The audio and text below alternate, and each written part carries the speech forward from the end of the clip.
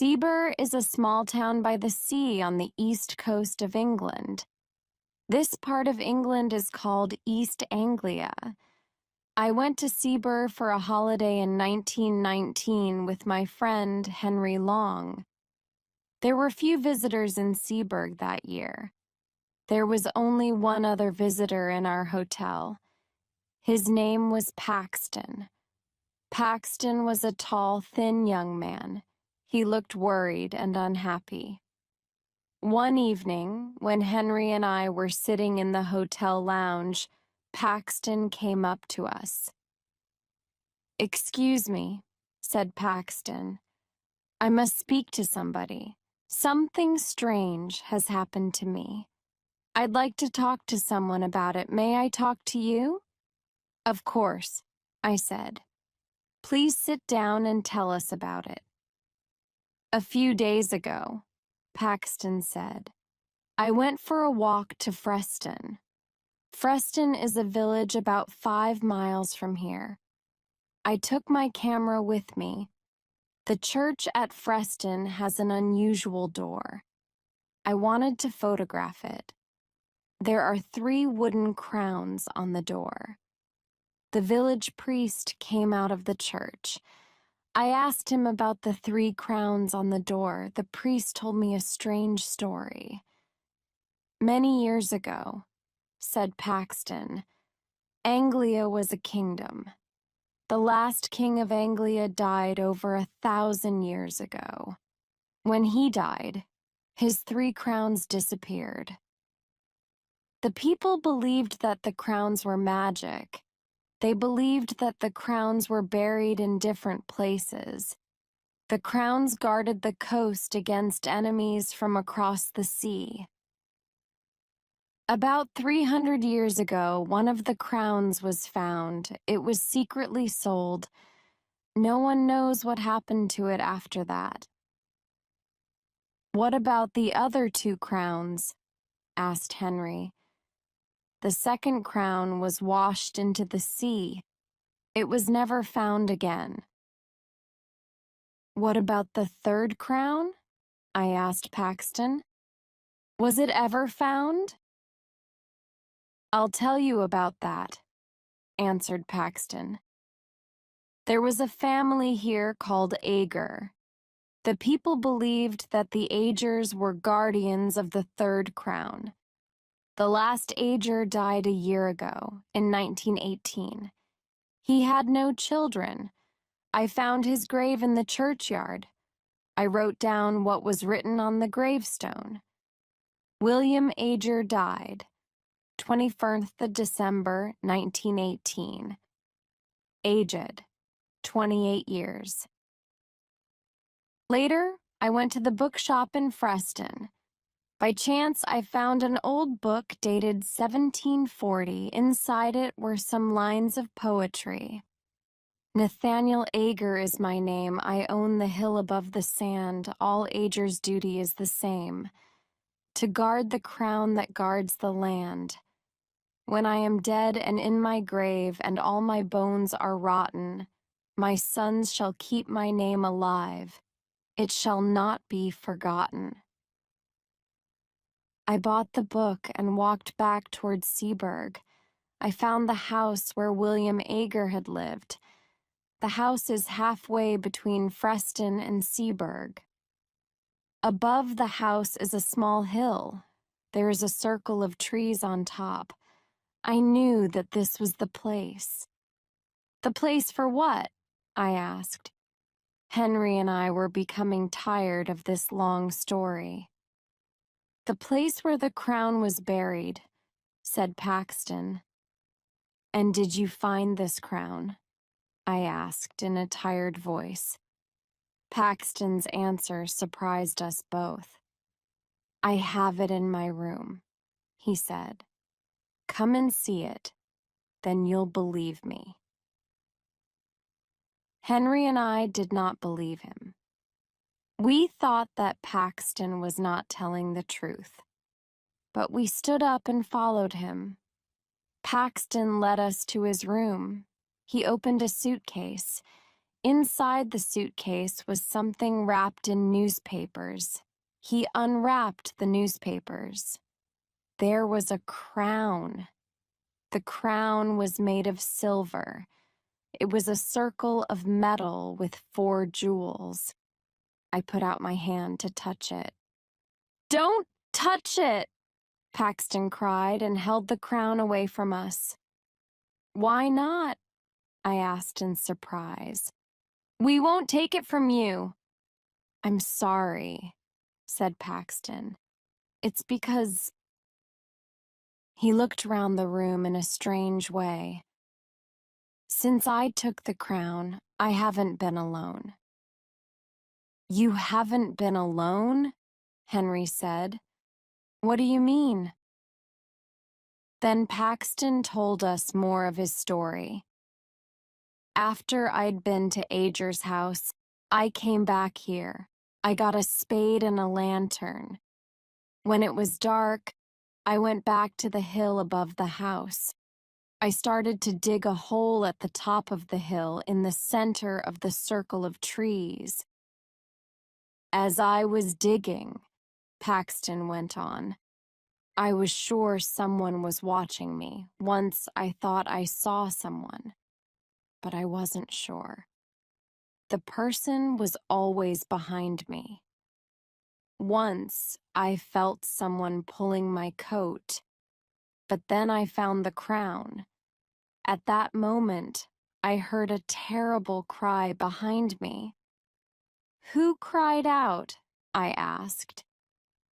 "I couldn't see anyone," Paxton answered. "But I think I know." He pointed to a book on a table beside the bed. "Every time I come back to my room, the old book is open." I looked at the table.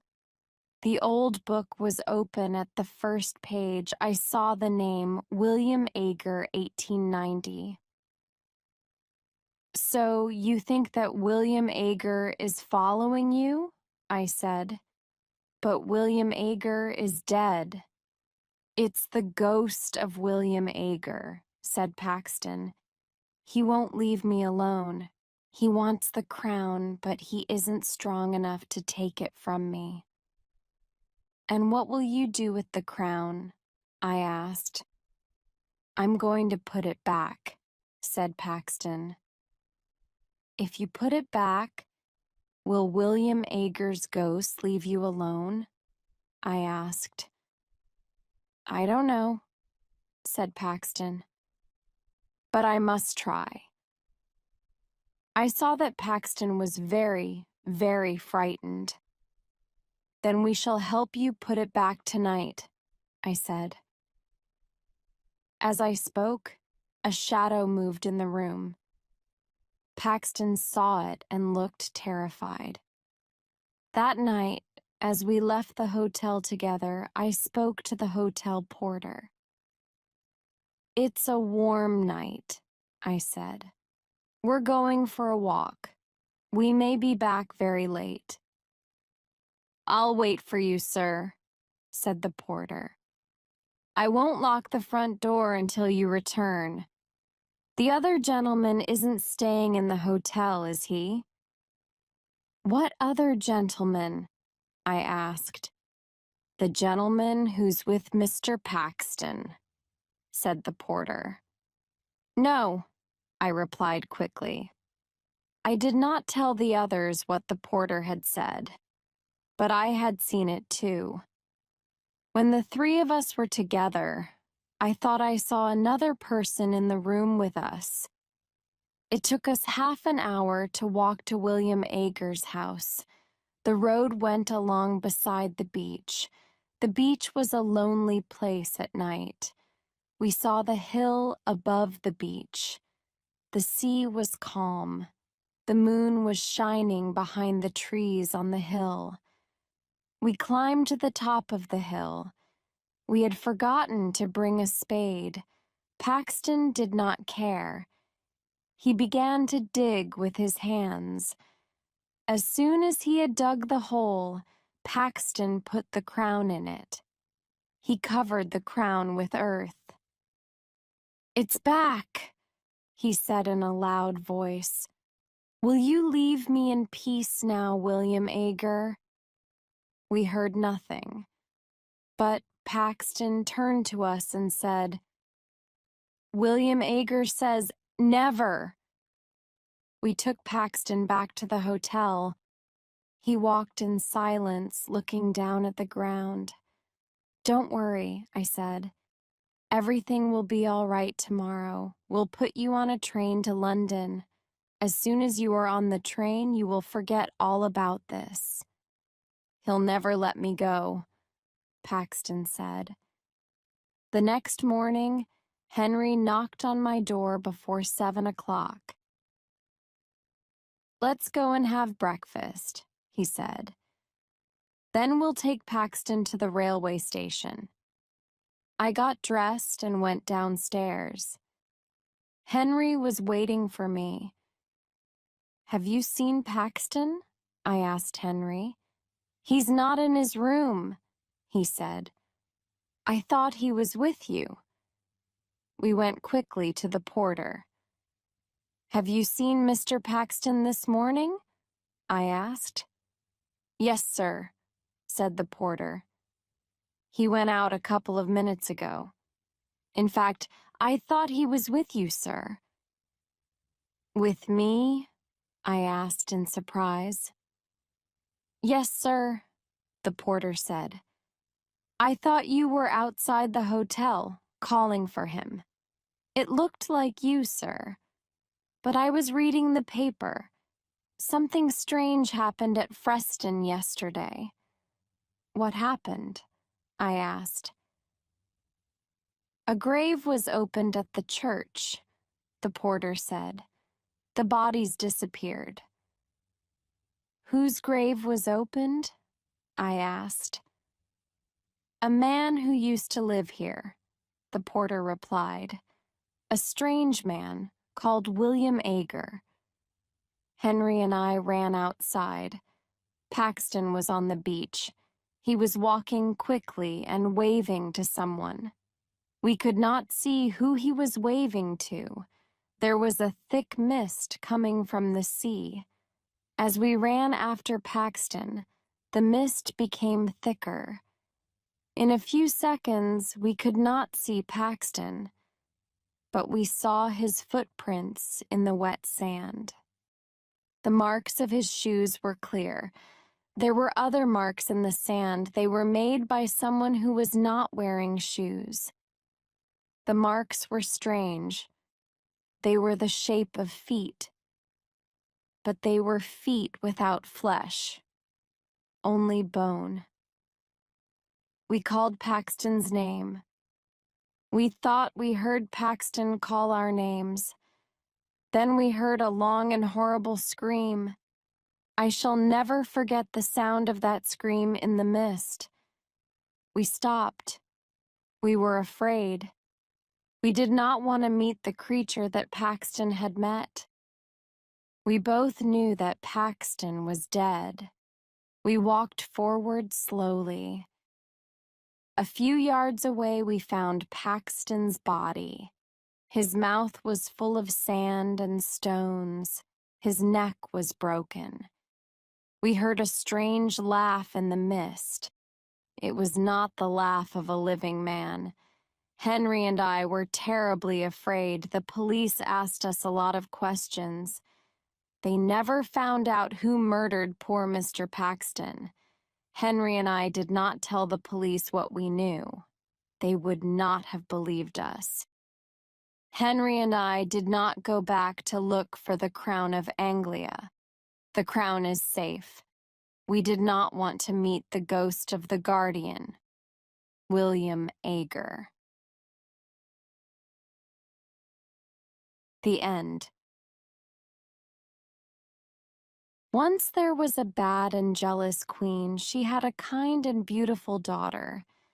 Many princes from many countries wanted to marry the princess. The queen said to each prince, "Before you marry my daughter, you have to do something for me." And then she gave him an impossible job. When he couldn't do it, she said, "Now you will die." And her woodcutter cut off his head. "You will never marry," she said to her unhappy daughter, and she laughed. Prince Charles was the son of a poor king in a small country. He heard about the beautiful princess. He said to his father, "I want to marry her." "Never," cried the king. "The queen will kill you. You are my only son. I cannot lose you. There are hundreds of beautiful women in the world. You don't have to marry this one." But the prince was very sad. He couldn't eat, he couldn't sleep. In the end, his father said, "Go, then go to the princess. I hope you will do better than the other princess. I hope I will see you again." The prince was very excited, and he danced around his rooms. He ate a lot of food and got strong again. Then he began his journey. He had no servants because his father was poor. "I'll find servants on the way," he said. After a short time, the prince saw a small mountain. "What is that mountain?" He thought it wasn't there before. He went nearer. It wasn't a mountain. It was a very fat man on his back asleep. The prince went near him, and the fat man woke up. "What are you doing here?" "Fat man?" asked the prince. "I was asleep," said Fat Man, "and now I am not asleep, because of you." "Why were you asleep?" "Because I had some food this morning. Now I want my lunch." "What did you eat this morning?" asked the prince. 10 chickens and 100 cakes," said Fat Man. "Will you be my servant?" asked the prince. "Give me food," said the Fat Man, "and I will do anything for you." So the Fat Man followed the prince. A short time later, on their journey, they found another man. His head was down and his left ear was on the ground. He looked up. His left ear was very large. "What are you doing, Big Ear?" asked the prince. "I am listening," said Big Ear. "The flowers are opening. The birds are singing in a country over the sea. I can hear them." "What can you hear in the house of the beautiful princess?" asked the prince. "People are crying. Another prince is dead. Will you be my servant?" Big Ear. "Yes," said Big Ear. "I will a short time after that." They saw 2 long things by the road. "What are they?" "Trees," said Fat Man. They went nearer. "They're not trees," said Big Ear. "They're arms, the longest arms in the world." A little later, they saw the man's head. "You are a very long person," said the prince. "I can be longer than this," said Long Arms. "Come with me, Long Arms," said the prince. "Be my servant." So Long Arms followed the prince. Next, they saw a man with a hand over one eye. "Is there something in your eye?" asked the prince. "No," said the man. "I can see a long way. I can see through things. Buildings, mountains, water. When something is near me, I have to put my hand over one eye. Then I can see it. Come with me." "Quick eyes," said the prince, "and be my servant." And Quick Eyes followed the prince. They went on their journey, and the sun got very hot. The prince opened his coat. They came to a man by the road. He wore 2 thick coats and a large hat. They could not see his face. He said, "I am cold." cold and cold. Why are you cold? Cold man? Asked the prince. The sun is very hot, and our coats and shirts are open. We are hot. When I open my coat, answered Cold Man, the sun disappears.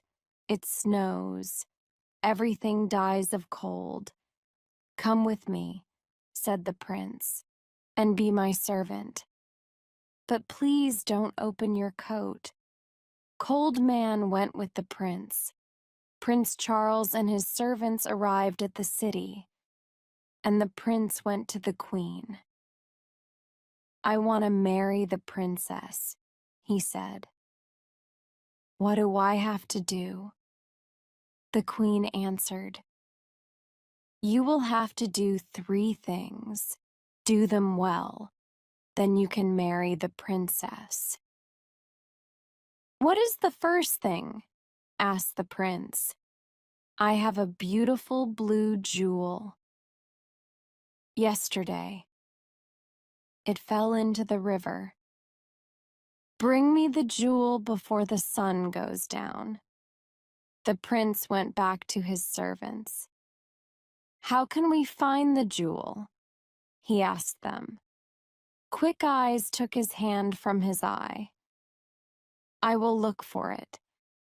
He went to the river. There it is over there. I can't see it, said Long Arms. Then Fat Man opened his mouth and drank the water in the river a short time later. The river was dry. Long Arms got the jewel and gave it to the prince. The queen was very angry when she saw the jewel. Then she said, Tomorrow I will give this prince a very difficult job. She thought hard. She did not sleep that night. The next morning, the prince woke up early. He went to the queen again. You are hungry after your long journey, she said with a cold smile. I have 30 chickens outside. Eat them before 12 o'clock. I do not want to find 1 chicken leg. Can I invite a friend? The prince asked. I do not like eating without a friend. You can ask 1 friend, said the queen. The prince left. He will die this afternoon, she said to her daughter, and she laughed. The prince went back to his friends. Come with me, Fat Man. He said Fat Man quickly ate the 30 chickens. Then he ate the queen's other animals, the bread in the kitchens, the fruit on the trees, and the vegetables in the ground. Now what can I eat? Asked Fat Man. There was nothing there. So he went to sleep. At 12 o'clock, the queen called for her lunch. She waited and waited, but no food came. She went to see the cook. Whereas my lunch, she asked. A fat man ate everything in the gardens and everything in the kitchens. There is no food. The queen got angrier and angrier. Then she thought of a plan. Ha ha! She laughed. Now I will catch him. The prince came to her on the 3rd day. Will you eat with me tonight? She asked with a lovely smile. And after that, would you like to sit with the princess for 2 hours? Yes, answered the prince. I would love that. You will not fall asleep. When you are talking to the princess? Asked the queen. Fall asleep, cried the prince. Never. When a person falls asleep with the princess, said the queen, the princess disappears by magic. Then that person dies. The prince put on his most beautiful clothes. He ate with the queen.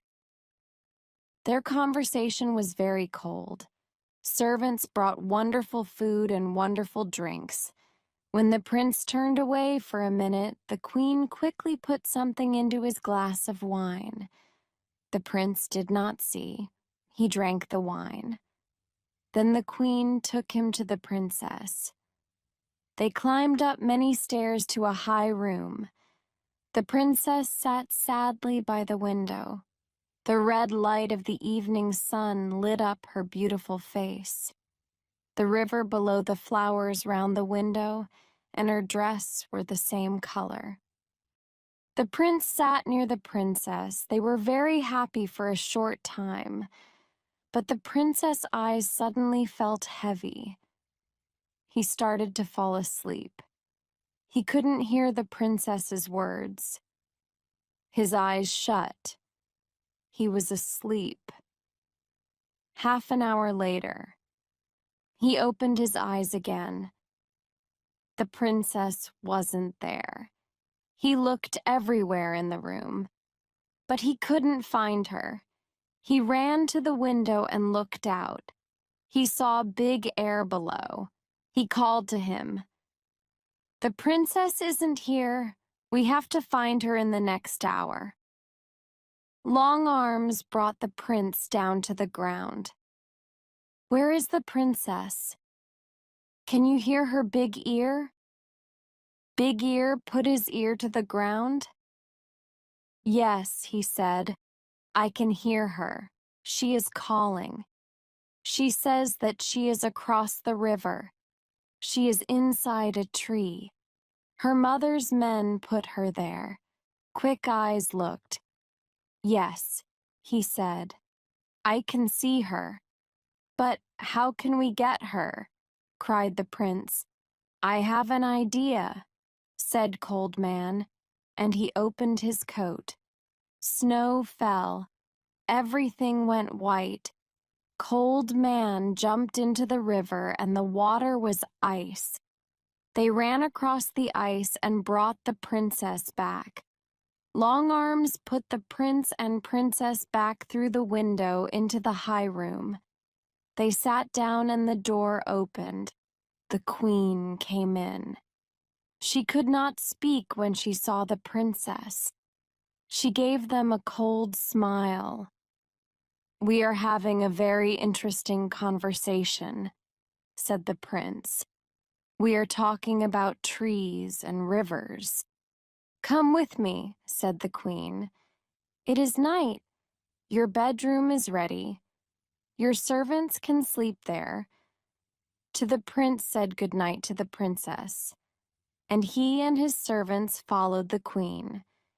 She took them to a big room. Ween shut the door. She ran to the cook and said, "Make a great fire under their room."